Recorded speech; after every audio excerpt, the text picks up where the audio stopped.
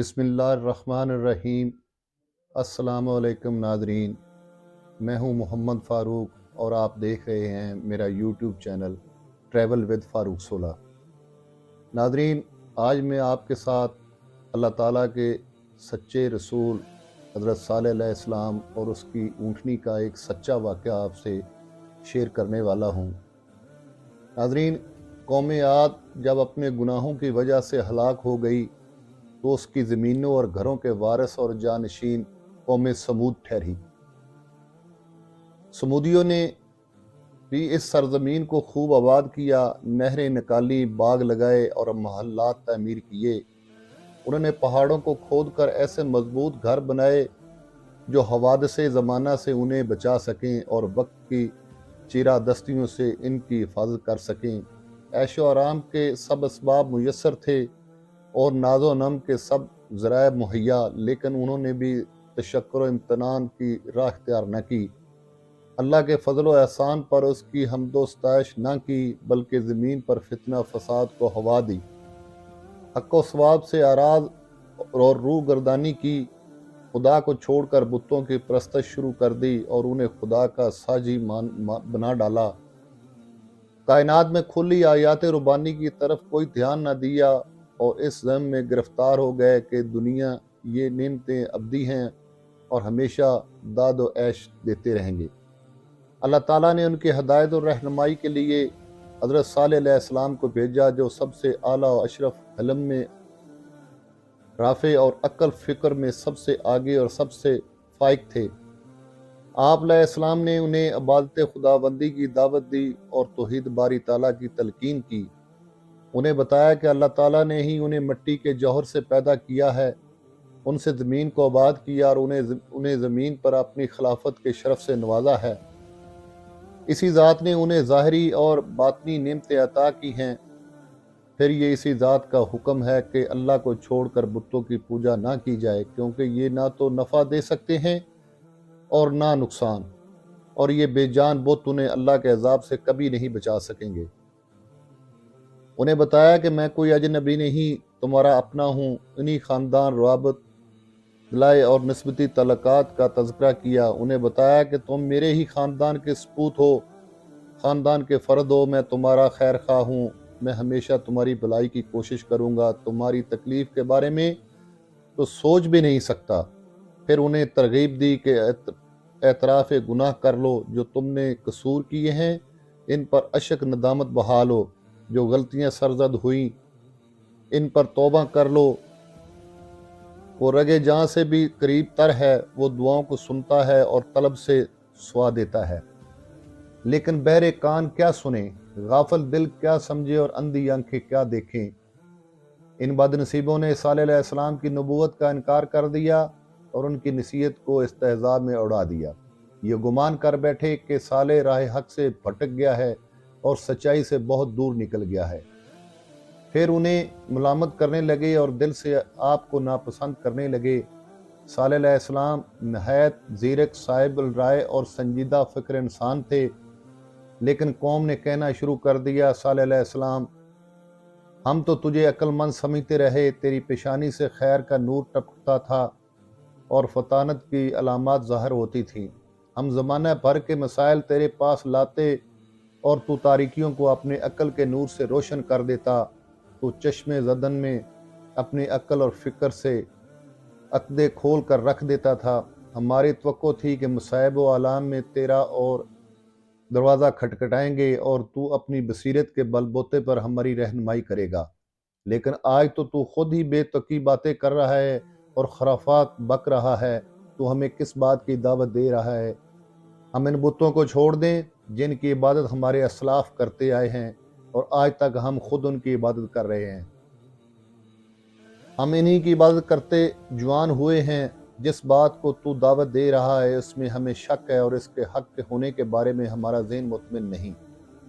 ہم آپ کی بات سے اتفاق نہیں کرتے اور آپ کے پیغام کی سچائی پر یقین نہیں کرتے۔ کان کھول کر سن لو، ہم ہرگز ان بتوں کی پرستش نہیں چھوڑیں گے جن کی پرستش ہمارے آباء و اجداد کرتے آئے ہیں، اور تمہاری امیدیں اور خواہشات کبھی ثمربار نہیں ہوں گی۔ حضرت صالح علیہ السلام نے حق کی مخالفت کے برے انجام سے انہیں ڈرایا، انہیں بتایا کہ میں اللہ کا رسول ہوں، دیکھو اللہ نے تم پر کتنے احسانات کیے ہیں۔ انہیں عذاب خداوندی سے ڈرایا اور بتایا کہ میری دعوت کا مقصد دنیوی منافع نہیں، میں تمہاری دولت نہیں چاہتا، مجھے سرداری مطلوب نہیں، میں رشد و ہدایت پر کوئی اجر کوئی صلہ نہیں چاہتا، مجھے اس نصیحت اور خیر خواہی کے بدلے کسی انعام کی ضرورت نہیں، مجھے اجر دینے والا تو رب العالمین ہے۔ آپ علیہ السلام نے ان کی شہادت قوم کے چند غریب لوگ تو ایمان لے آئے، لیکن زیادہ تر لوگ محض ہٹ دھرمی اور اناد کی وجہ سے کفر پر ڈٹے رہے۔ یہ گم کردہ راہ بتوں کے پجاری الزام تراشی پر اتر آئے، کہنے لگے کہ تیری عقل جاتی رہی ہے اور تو پاگل ہو گیا ہے، لگتا ہے تجھ پر کوئی شیطان مسلط ہے یا کسی نے تجھ پر جادو کر دیا ہے، اسی وجہ سے تو بے تکی باتیں کر رہا ہے، بعد از قیاس منطق الاپ رہا ہے۔ تو ہے کیا؟ صرف ایک بشر، نہ تو نسب میں ہم سے بہتر ہے اور نہ حسب میں ہم سے افضل، نہ تو مال و دولت کے میدان میں ہم سے آگے ہے اور نہ معاشرتی عزت و وقار میں ہم سے فائق۔ اگر اللہ تعالیٰ نے کسی کو نبی بنانا ہوتا اور رسالت کا شرف عطا کرنا ہوتا تو ہم میں کئی لوگ نبوت اور رسالت کے تم سے زیادہ مستحق اور اس با امانت کو اٹھانے کی زیادہ لائق تھے۔ تمہیں اس رستے پر چلنے کو کس نے کہا ہے؟ کس چیز نے تمہیں اس راہ پر ڈال دیا ہے؟ ہاں تو ذاتی عزت و توقیر کا بھوکا ہے، تو چاہتا ہے کہ پوری قوم تیری چودراہٹ قبول کر لے۔ قوم نے آپ کی مخالفت کی ٹھان لی اور آپ کو دین سے روکنے اور دعوت سے باز رکھنے کی ہر ممکن کوشش شروع کر دی۔ وہ سمجھ رہے تھے کہ شاید ان کی اتباع کر کے وہ زیادہ حق سے بھٹک جائیں گے اور صراط مستقیم کی مخالفت کر بیٹھیں گے۔ آپ نے ان کی بہتان تراشیوں اور شور و غوغن کی طرف کوئی دھیان نہ دیا اور انہیں بتایا کہ اے میری قوم، اگرچہ میں اپنے اللہ کے بتائے ہوئے طریقے پر ہوں اور اللہ تعالیٰ کی رحمت میرے پاس آ چکی ہے، پھر بھی تمہارے سنگ تمہارے رفیق سفر بنوں اور اپنے رب کی نافرمانی کروں تو کون ہے جو مجھے اس کے عذاب سے بچا لے؟ کون ہے جو اس کے عذاب کو روک سکے؟ سن لو، تم محض افطرہ بازی کر رہے ہو۔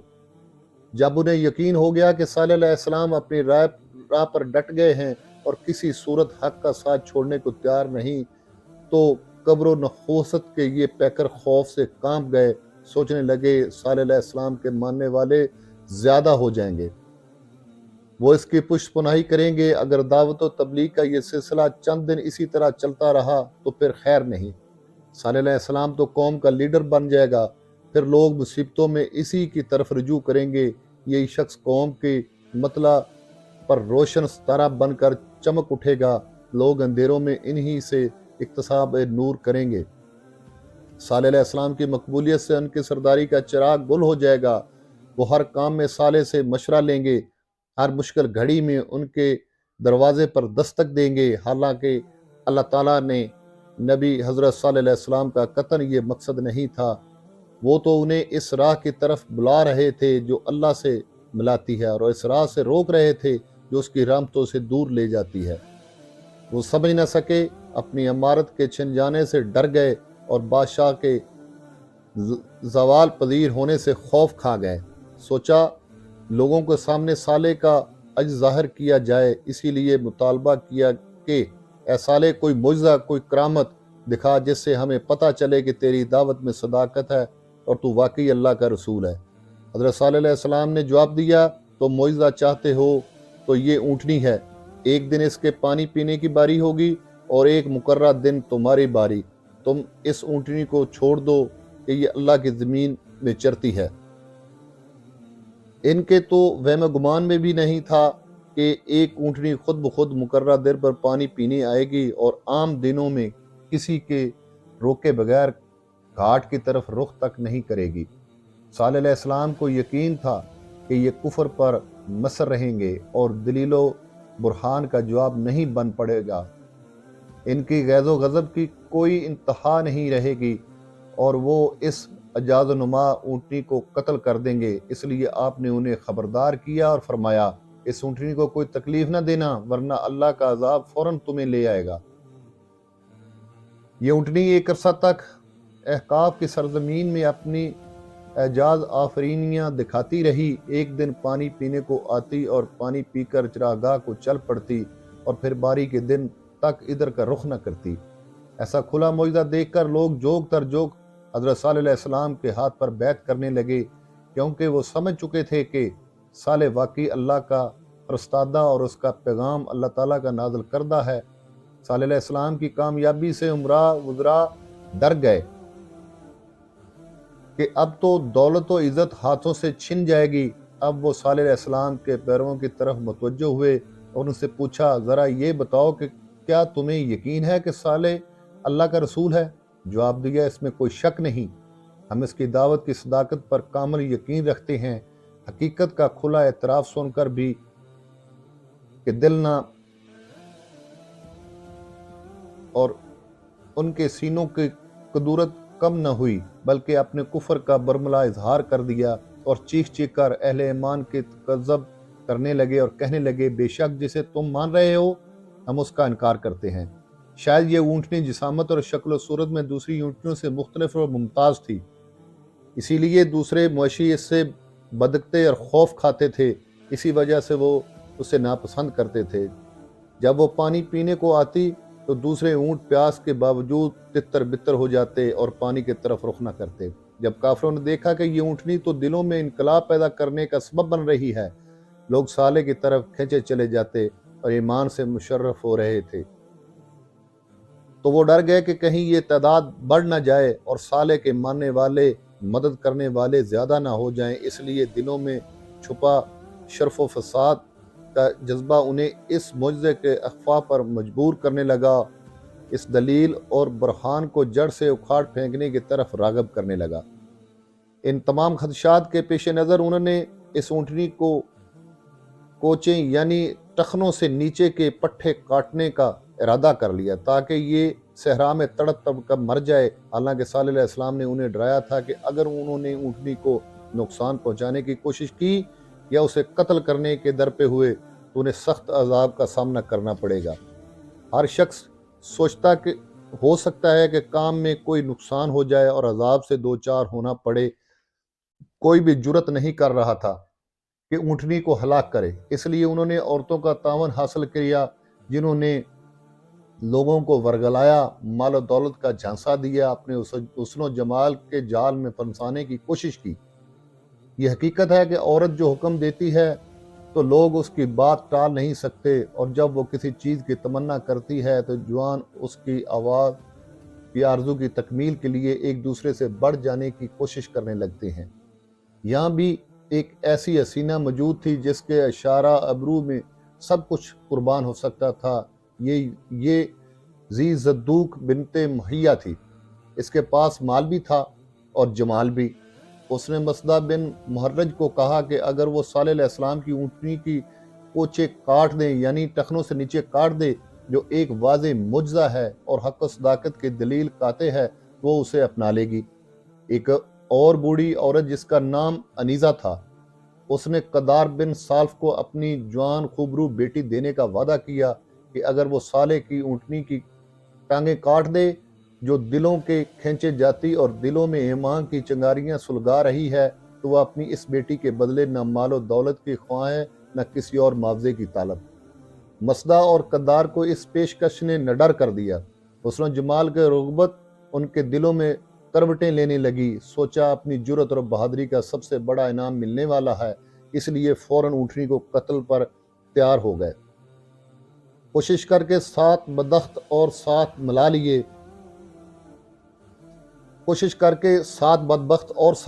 لیے انہوں نے بھی مسدہ اور قدار کا ساتھ دینے کا اقرار کر لیا اور مدد کے لیے تیار ہو گئے۔ نیزے، تلواریں، تیر کمان لے کر اونٹنی کی تلاش میں نکل کھڑے ہوئے۔ جب اونٹنی پانی پینے گھاٹ پر آئی تو ان کی نظر پڑ گئی۔ واپس لوٹ رہی تھی کہ مسدہ نے جو گھات لگائے بیٹھا تھا، تیر کھینچ مارا جو اس کے پنڈلی سے آر پار ہو گیا۔ قدار بن سالف نے فوراً آگے بڑھ کر تلوار کا وار کیا اور ٹانگیں کاٹ لی۔ اونٹنی زمین پر گر پڑی۔ قدار نے نیزے سے سینے کو چھید ڈالا اور اسے ذبح کر کے اپنے فرس سے سبکدوش ہوا اور کندھوں سے ایک بڑا بوجھ اتار پھینکا۔ دونوں خوش و خرم اپنی قوم کی طرف لوٹے۔ لوگوں نے ان کا اس طرح استقبال کیا جس طرح ایک کامیاب قائد اور فاتح بادشاہ کا استقبال کیا جاتا ہے۔ انہیں پھولوں کے گلدستے پیش کیے گئے اور ان کی تعریف و توصیف کے گن گائے گئے۔ یہ ظالم اونٹنی کی ٹانگیں کاٹ چکے تھے اور اپنے رب کی نافرمانی کر چکے تھے۔ وہ گویا بتا چکے تھے کہ وہ کیا ہیں۔ ہٹ دھرمی دیکھیے کہ اللہ کے عذاب کو ہلکا سمجھتے ہوئے اللہ کے نبی کے سامنے اتنا کہنے کی بھی جسارت کر دی کہ اے صالح، اگر تو اللہ کا رسول ہے تو جس عذاب سے ڈراتا ہے اسے لے آ۔ حضرت صالح علیہ السلام نے فرمایا، میں نے تمہیں کہا تھا کہ اونٹنی کو تکلیف نہ دینا اور اس کے در پہ آزار نہ ہونا، لیکن تم نے جسارت کی اور اس گناہ کا ارتکاب کیا۔ اب 3 دن گھروں میں زندگی سے لطف اٹھا لو، 3 دن کے بعد عذاب آ جائے گا اور تمہیں اپنے کیے کا انجام بد دیکھنا ہوگا۔ یہ اللہ کا وعدہ ہے جس میں ذرا برابر بھی جھوٹ نہیں۔ 3 دن کی مہلت شاید اس لیے تھی کہ ہو سکتا ہے کہ ان کے دلوں میں ندامت جاگ اٹھے، انہیں اپنی اس غلطی کا احساس ہو جائے اور وہ پیغام حق کو تسلیم کر لیں، لیکن دلوں میں شک کا کانٹا ابھی تک موجود تھا اور سینے کا میل کچیل دور نہیں ہو پایا تھا۔ آپ کی وعد و تلقین نے انہیں کچھ فائدہ نہ دیا، بلکہ ان کے نزدیک یہ سب وعدے، سب ڈراوے جھوٹ کا پلندہ تھے۔ ابھی تک وہی رویہ تھا، وہی استہزاء اور مذاق تھا۔ بار بار کہتے کہ صالح وہ عذاب کیا ہوا، تم کس سزا اور عتاب کی بات کرتے تھے؟ لو ہم نے اونٹنی کو قتل کر دیا، لیکن عذاب تو ابھی تک نہیں آیا۔ آپ نے ان کو جواب دیا، اتنی جلدی کی کیا ضرورت ہے؟ تم معافی مانگ لو، یقیناً اللہ کریم تمہارا یہ گناہ بخش دے گا۔ لیکن وہ سرکشی کی راہ پر سرپٹ دوڑتے رہے اور شر فساد کے سامنے جھکتے چلے گئے۔ گستاخی کے لہجے میں وہ بولے، اے صالح، تو اور تیرے ساتھی ہمارے لیے بدبختی کا نشان ہیں۔ پوری قوم اکٹھی ہوئی اور یہ قرارداد پاس کی کہ رات کے اندھیرے میں حملہ کر کے انہیں سوتے میں قتل کر دیا جائے، لیکن اس حملے کی کسی کو خبر نہیں ہونی چاہیے۔ ان کا خیال تھا کہ انہیں قتل کر کے ہم عذاب سے بچ جائیں گے اور عقاب و سزا کے نزول سے چھٹکارا مل جائے گا، لیکن اللہ تعالیٰ نے انہیں زیادہ مہلت نہ دی اور ان کے مکر و فریب کے سارے منصوبے دھرے کے دھرے رہ گئے۔ وہ صالح علیہ السلام ان کے اہل بیت کو قتل کرنے کے فکر میں تھے۔ اللہ کریم نے اپنے ان بندوں کو بچا کر ہلاکت اور بربادی خود ان ظالموں پر ڈال دی۔ ایک چنگاڑ نے انہیں آ لیا اور اس کی شدت سے وہ اپنے گھروں میں ادب کی نیند سو گئے۔ نہ بلند و بالا محلات کام آئے اور نہ مال و دولت، نہ وسیع و عریض باغات نے کچھ فائدہ دیا اور نہ پہاڑوں میں کھودے گئے گھروں نے محفوظ رکھا۔ صالح علیہ السلام نے نظر اٹھا کر دیکھا تو کافروں کے جسم ٹھنڈے پڑ چکے تھے، ان کی بلند و بالا عمارتیں زمین بوس ہو چکی تھیں۔ آپ نے چہرہ مبارک پھیر لیا، دل میں اداسی چھائی تھی، آنکھوں سے حسرت جھانک رہی تھی اور بصد حسرت کہا، اے میری قوم، بے شک پہنچا دیا میں نے تم کو پیغام اپنے رب کا، اور میں نے خیر خواہی کی تمہاری، لیکن تم پسند ہی نہیں کرتے اپنے خیر خواہوں کو۔ سورہ الاعراف۔ ناظرین، امید کرتا ہوں میری آج کی یہ ویڈیو آپ کو پسند آئی ہوگی۔ انشاءاللہ زندگی نے وفا کی تو پھر ملیں گے کسی نیکسٹ ویلاگ کے ساتھ۔ تب تک کے لیے اجازت۔ پاکستان پائندہ باد۔